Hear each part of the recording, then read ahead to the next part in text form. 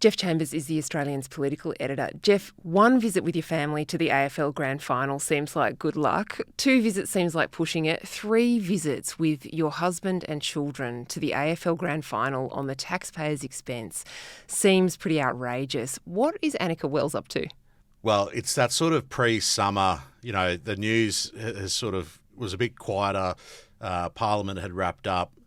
We've got a few things left before we all go away for our summer break, and quite often we see these parliamentary expenses scandals pop up, and it's sort of like a tidal wave. So once you start looking into a person's expenses, and in this case the subject is Anika Wells, you start to sort of correlate, okay, so she's made a travel claim here, flights for this, family reunion expense claims, brought her husband down, brought her kids down. She's obviously the sports minister, so she is required to attend major sporting events. But it's that sort of repeated behaviours that has caught people's attention.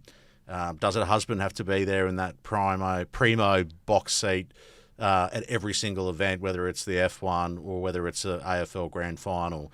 So it comes down to a judgement call, and quite often you'll see politicians claiming that their travel claims fall within the guidelines or the rules. And quite often they do, because those rules are incredibly broad, very generous, and it's the typical way that politicians set it up. They never really change those rules unless they're forced into it. So there is outrage in terms of Anika Wells's claims. There's that dinner in Paris. I think that they say that the French ambassador or the Australian ambassador in Paris took them out and then charged that money back. So there's always an explanation, and quite often, once there is an audit or a probe into these things, it will be shown that they haven't breached the rules. Politicians' entitlements has been a story for as long as I think both of us have been in journalism, and probably well before that. Once upon a time, the general understanding was that parliamentarians didn't earn a massive wage, but they did have a very generous superannuation scheme. There was outrage about that. The superannuation was reined in, and now there is a network of pretty generous entitlements that politicians can legitimately claim. One of them is family reunion. What is the point of the family reunion entitlement? It's always been a pretty opaque one because what consists of family, quite often you'll see politicians claiming extended family and getting a tick off on that. In Anika Wells's case, she has got 3 kids under the age of 8, spends more than 120 nights away from home. So particularly for female politicians, it can be really tough, and particularly if you're a younger mum. So that's why it's there. Have the rules been broken over the years? Yeah, a lot. But we constantly see audits done, even after they harden up the rules, and every single time it says that it falls within the legislative framework. So it's sort of, a lot of people talk about the pub test, and is this okay? So what you talked about the loss of the defined benefit scheme for parliamentarians, and John Howard changed that under pressure. And, the political parties have argued that this has made it harder to get more talented people into the building. And this is probably why they're fairly protective of these very generous entitlements. But there needs to be some common sense applied to claims. If you're going to an expensive dinner, you got to think, the taxpayers are paying for this. Who's picking up the bill? Maybe, the taxpayer can pick up the appropriate amount. So I think that's where it probably goes to, is if the pressure builds, and this will not just be, exclusively focused on Anika Wells, because all politicians across all parties, everyone claims the same type of expenses, is looking at, do you maybe restrict the guidelines around family reunion travel? Is it just maybe for Canberra because you spend so much time there for sitting weeks? Do you look more broadly at the rules and how they're applied? So it'll be interesting to see where this goes, because you never really know. And as I wrote in the Australian, there is a real pox on all politicians because a lot of them do enjoy those perks. They love the status of getting VIP tickets, and they like to show it off. And I think what we're seeing in terms of the greyer areas is where, for example, you might have a friend in Adelaide who's got a birthday party, or your family might be holidaying, or maybe there's a judo competition on the Gold Coast. There'll always be a reason, and quite often from leaders down, and I've written about this, they'll always find a reason to bring out their missus or their kids to line up with an event that they've got on or a private function. And I think that politicians have to be more aware about when they should pick up the bill and when they should charge the taxpayer. There's two very separate realities here, isn't there? Within politics, I think there's an idea that politicians are not paid anywhere near what CEOs are paid or senior executives at some big corporations. Somebody like Anika Wells, who's probably on somewhere in the 200,000s as a salary, plus her entitlements, she could be earning, say, 700 grand if she was the CEO of an organisation. I think cabinet ministers might be up into that 350 into fours these days. Yeah. But then out there in the real Australia, $100,000 is still a lot of money to be earning for most families. Some families are existing on that, in trying to pay a mortgage in cities like Sydney.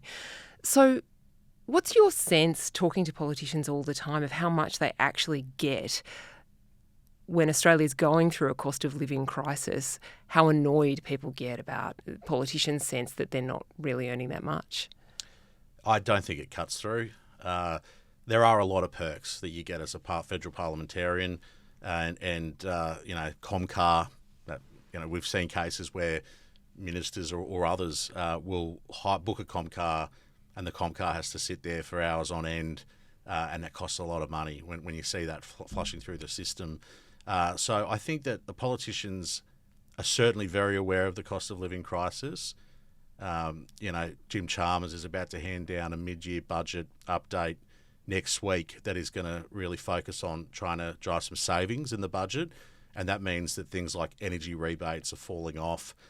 So they talk a lot about understanding what it's like out there on the coalface for families and households. These types of matters really, I guess, bring back into focus whether they truly do understand the types of pressures that Australians are under. Inflation's going back up. People their bills are the highest they've ever been on record, and everyone's really struggling. So I think that, for the government, they certainly are aware of that. And the coalition, obviously, they're leading some political attacks, but also it gets to a point of politicians talking about politicians rather than real issues for real people. What's been the greatest or most outrageous use of a taxpayer perk that you've seen in your time covering politics?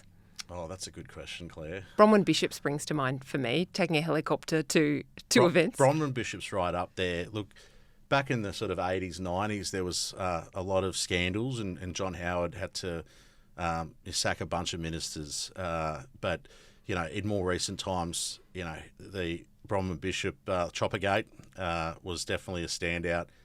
Susan Lee's example, she ultimately was forced to resign from Malcolm Turnbull's cabinet.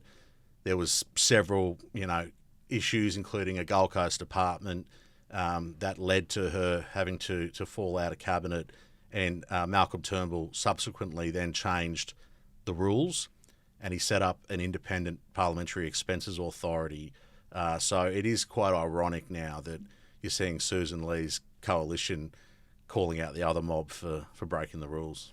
Anika Wells is on the cusp of what should be her greatest triumph as Communications Minister, shepherding in the under-16 social media ban, which the Prime Minister is also very proud of. Given that that's happening at this moment, can the Prime Minister discipline her or get rid of her if he was so minded to? Yeah, so the social media ban, the long-touted ban, starts on December 10. And this should have been a big moment, and there should have been clear air for her to go out and sell this and explain it to parents. This has been an absolute disaster. So she's going to have to, I guess the Labor people are thinking that they can ride this out. Anthony Albanese will be very steadfast in his support for her. He's always been a champion of Anika Wells. and she's been very loyal to the Prime Minister. But I think it takes me back to when I was in New York at the United Nations General Assembly, and I couldn't believe it when I saw Anika Wells turning up in New York. I wrote today, hobnobbing around United Nations headquarters, and at that time there was this Optus 000 outage, and people had died. And just today we've heard that other people probably died as well. And it was just the most ill-judged sort of decision. She was supposed to travel to New York with the Prime Minister, stayed back, but then at the last moment got approval from the Prime Minister's office to book these exorbitant fares. No one can quite work it out because, it's first class but plus in terms of when so she comes over for a few days. There is a social media event. The Prime Minister himself was already hosting it, and everyone just thought, what's she doing here? So I think that's what's coming down.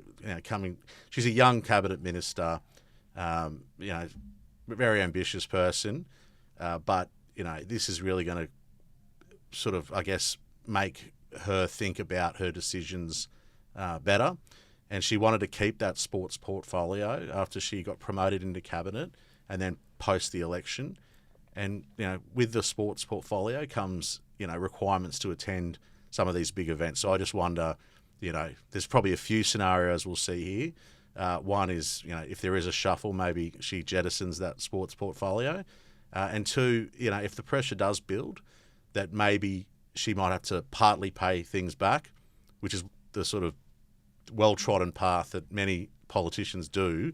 They partly pay it back symbolically, and then they accept no responsibility because they haven't broken the rules. So I think we're going to see a lot of tit for tat from either side now, trudging up, all types of expense claims and trying to link them with things on social media. Maybe they were at an event for their child or at a birthday party, and that's going to be a long summer of that, I think. Politicians all got a massive warning just a few months ago when a very prominent New South Wales minister who was close to the Premier, Joe Halen, the Transport Minister, was caught using a taxpayer-funded driver to visit a winery. She lost her job and is now on the backbench. Shouldn't that have been enough to warn ministers like Anika Wells that even if you think you're within the letter of the rules, that's not really the full story? I think it's a cultural thing in Canberra, and as I said, it's across all parties, and there is a sense of entitlement, and there is an allure around status and power, and they won so emphatically at that May 3 election, 94 seats, so their backs are up, and I guess you think you can probably get away with a few things, and quite often they'll get clearance from IPEA, the Expenses Authority. And they'll say, okay, we've got the green light to do this. But it comes back to a judgment call. And you would think if there's more to come on this over summer that, everyone's going to have to check their judgment a bit and just sort of think, okay, maybe I can fly my husband down. Maybe he can come to the F1 or whatever sporting event it is. But we're going to be responsible about how we claim these expenses. Jeff Chambers is the Australian's political editor. Thanks, Jeff. Thank you.